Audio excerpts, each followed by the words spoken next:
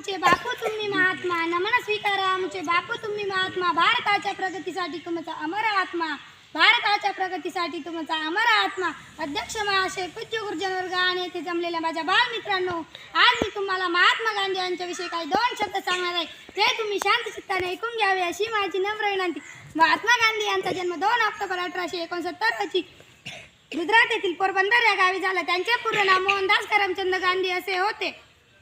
महात्मा गांधी हे शब्द ऐकताच आपल्या डोळ्यासमोर उभे राहणारे, हातात काठी, डोळ्यावर चष्मा आणि पांढऱ्या शुभ्र वस्त्र असणारे महान व्यक्तित्व. सत्य आणि अहिंसा या मार्गाचा अवलंब करून त्यांनी भारताच्या स्वातंत्र्यासाठी आपले बलिदान दिले. लोक त्यांना प्रेमाने बापूजी म्हणत. एवढे बोलून शेवटी मी एवढाच म्हणेन, एक महात्मा होऊन गेला, जीवन आपले देऊन गेला. एक महात्मा होऊन गेला, जीवन आपले देऊन गेला.